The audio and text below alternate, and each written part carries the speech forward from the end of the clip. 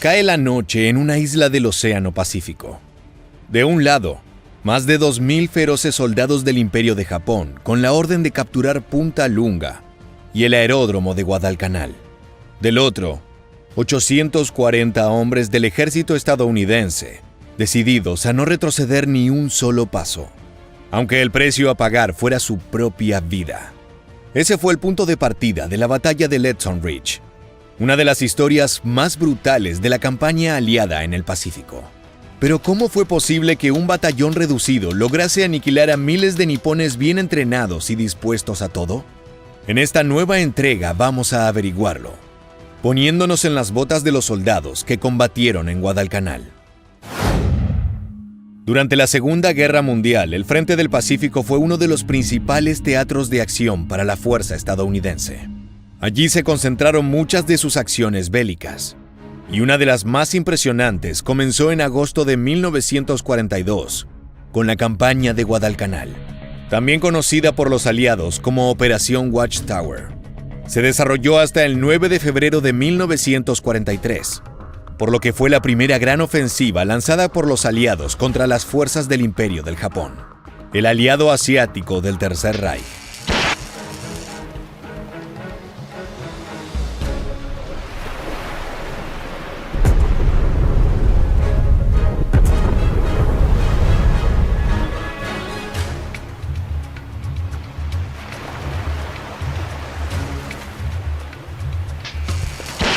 El 7 de agosto, miles de tropas iniciaron un desembarco masivo en una serie de territorios ubicados al sur de las Islas Salomón, con el objetivo de impedir que fueran utilizadas como bases niponas, ya que desde allí, el imperio podría atacar a las rutas de suministros entre Estados Unidos, Australia y Nueva Zelanda, cercenando cualquier intento de una coalición poderosa.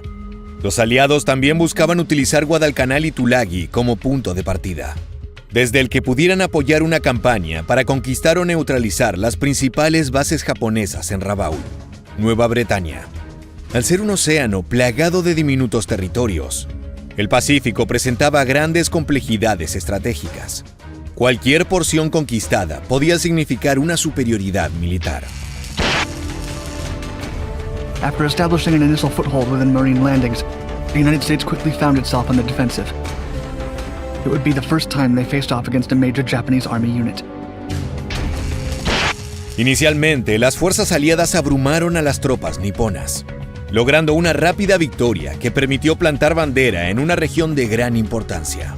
Para que tengas una idea del nivel de relevancia que tenía Guadalcanal, esa pequeña isla incluso contaba con un aeródromo en plena construcción, lo que iba a permitir despegues constantes cerca de la ruta de provisiones de los aliados. Es por eso que los japoneses no estaban dispuestos a entregar ese enclave.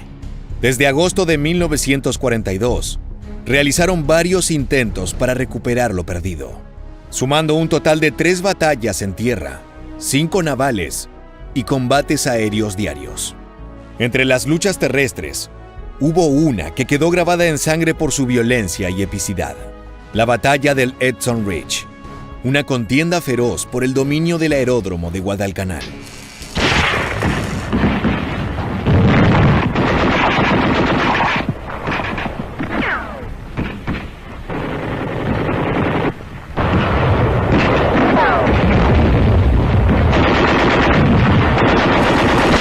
En respuesta a los desembarcos aliados, el Cuartel General Imperial de Japón asignó al 17º Ejército un cuerpo de tropas con base en la isla de Rabaul, bajo el mando del teniente general Harukichi Hyakutake.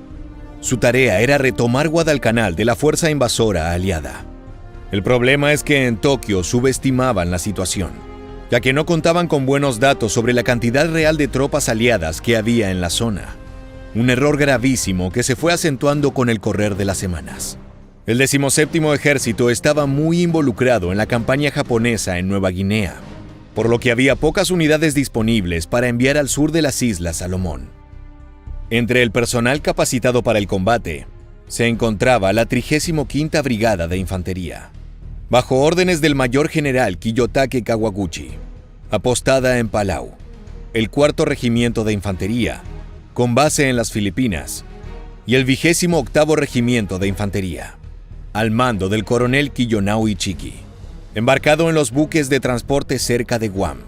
Las distintas unidades comenzaron a moverse hacia Guadalcanal inmediatamente para concretar todos los esfuerzos en una sola y poderosa ofensiva. El 7 de septiembre de 1942, el mayor general Kawaguchi decidió que era momento de, en sus propias palabras, guiar y aniquilar al enemigo en las proximidades del aeródromo de la isla de Guadalcanal. Su plan era organizar sus tropas en 3 divisiones para que se aproximaran al perímetro de Punta Lunga, una sección costera al norte de la isla, lo que culminaría con un ataque nocturno sorpresa que aniquilaría la presencia aliada. Una porción de las fuerzas avanzaría hacia el perímetro desde el oeste, mientras que un segundo ejército, conocido como Batallón Kuma, haría lo propio desde el este. El ataque principal provendría del cuerpo central de Kawaguchi, que contaba con 3.000 soldados divididos en 3 batallones.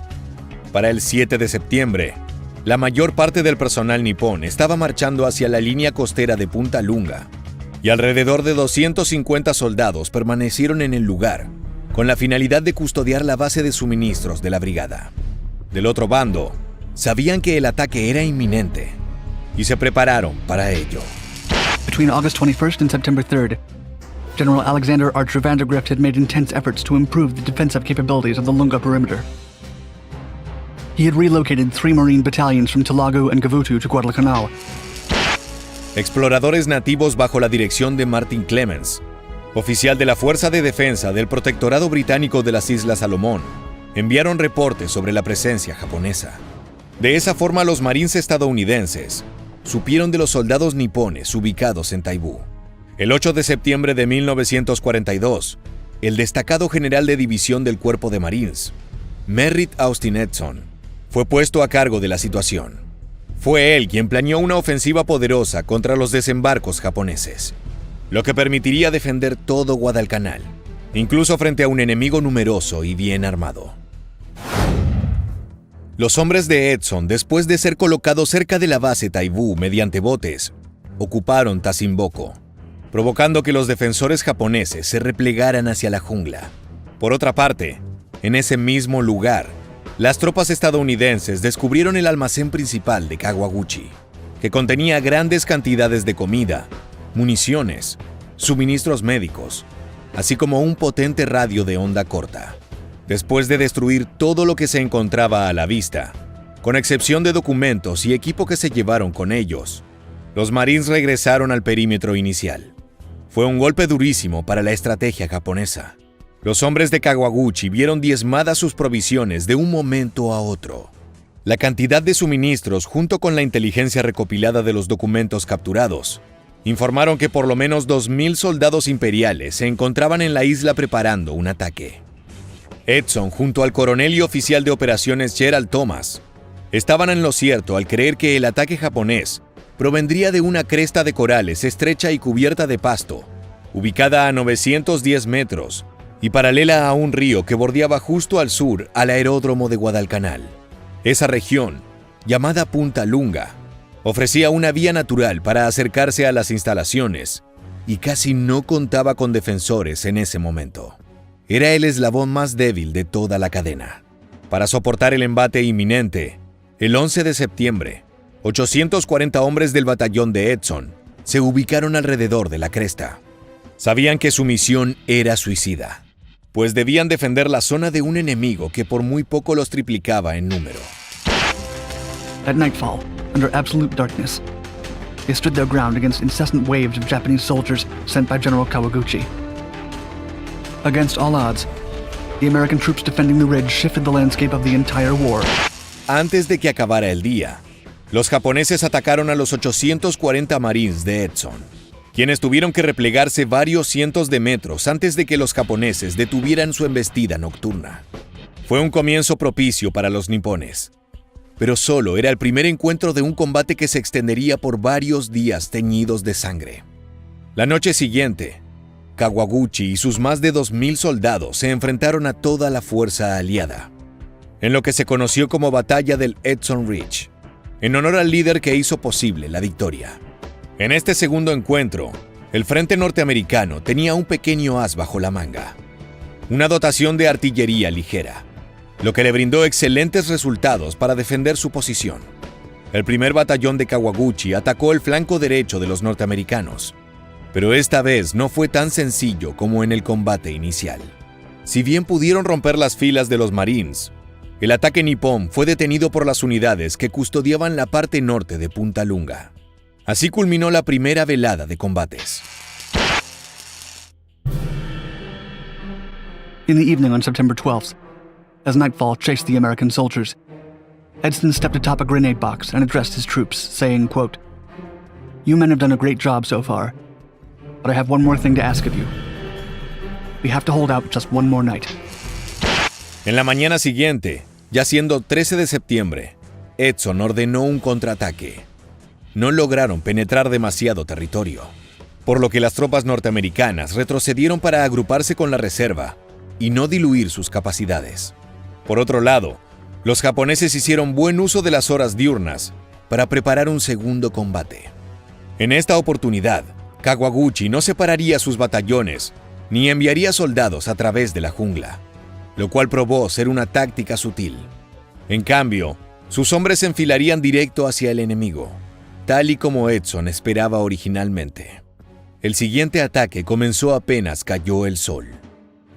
2 compañías del segundo batallón de Kawaguchi atacaron por el sur y empujaron a las tropas de Edson hacia la colina 123, en la parte central de la cresta.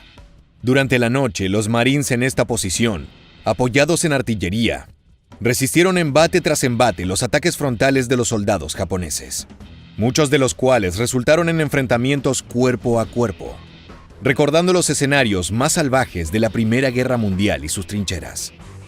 Unidades japonesas que se habían infiltrado más allá de la cresta y hasta las cercanías del aeródromo también fueron repelidas antes de que pudieran tomar control de posiciones importantes. Aún así, el panorama era mucho más complejo que en los primeros ataques. Las tropas de Kawaguchi parecían decididas a aniquilar a los estadounidenses. The situation was increasingly showing in favor of Japan. The American soldiers were getting scared and falling back, till Edson came out of the command post with a couple of officers and strongly yelled at his soldiers to keep on fighting. Brutales ataques por parte de batallones de apoyo conocidos como Kuma y Oka, que se encontraban en otras ubicaciones en el perímetro de Lunga, fueron derrotados por los 840 soldados de Edson. De a poco comenzaba a forjarse una leyenda en el Pacífico, un relato casi espartano en el cual una minoría logró doblegar a un poderoso ejército, causando bajas dolorosas e inesperadas. Aquel 13 de septiembre quedará para siempre entre las páginas más sangrientas del ejército japonés. Su rendimiento fue desastroso. Casi la mitad del personal de Kawaguchi fue aniquilado por los hombres de Edson, quienes aprovecharon el terreno, su armamento y una serie de emboscadas para doblegar a los atacantes. En aquella noche, los norteamericanos solo sufrieron 60 fallecimientos, lo que en proporción era ínfimo. Sin embargo, la victoria no fue absoluta y bien podría haber terminado en una derrota por un error increíble. Debido a problemas técnicos y humanos en la comunicación, parte de los soldados de Edson pensaron que estaban en retirada, en dirección al norte hacia la base Henderson. Esto generó una crisis organizativa que tuvo que ser solucionada por el mayor Kenneth Bailey. El hombre, que había sufrido una fuerte herida en la cabeza, se encargó de reagrupar a los soldados y actualizar la estrategia que había sido planteada por Edson. De esa manera, se logró constituir una segunda oleada defensiva que permitió continuar con la batalla por más de 10 horas, hasta que iniciara la mañana del 14 de septiembre. The tide began turning as heavy artillery fire was used by the Marines against their enemy. The Japanese who made it past these defenses were met by armed soldiers. If some brave or talented soldier managed to avoid the guns, they would be met by American fists. Several hand-to-hand battles were fought in the darkness. Each wave of Japanese soldiers was taken down. Sin las increíbles acciones de Kenneth Bailey, los japoneses podrían haber capturado Punta Lunga y también la base Henderson, lo que habría sido un golpe durísimo para la presencia norteamericana en el Pacífico. Solo cabe imaginar cómo esto hubiera afectado la campaña contra el Eje en Asia. Como te anticipamos, estas victorias en territorios pequeños probaron ser cruciales para el resultado final de la contienda, ya que les permitió a los aliados contar con un circuito constante de recursos para asfixiar al imperio nipón. El 14 de septiembre, Kawaguchi lideró a los sobrevivientes de su brigada en una marcha de 5 días hacia el valle de Matanikau, donde se reunieron con la unidad de Oka. En total, las fuerzas de Kawaguchi perdieron 805 soldados, mientras que en el bando de los Marines hubo 104 bajas. La diferencia fue salvaje y humillante para la isla imperial. El 15 de septiembre, el general Harukichi Hyakutake se enteró de la derrota y envió la noticia al cuartel general imperial en Japón. En una sesión de emergencia, altos mandos de la Armada y el Ejército Imperial llegaron tardíamente a una conclusión fundamental. Guadalcanal podía desencadenar en una batalla decisiva dentro de la guerra. Los resultados del enfrentamiento comenzaron a tener impacto en las operaciones japonesas en otras áreas del Pacífico, ya que fue necesario redireccionar provisiones, personal y armamento para sostener la presencia nipona al sur de las Islas Salomón. The Battle of Bloody Ridge marked a great victory for the Marines, who called the conflict the Battle of Edson's Ridge.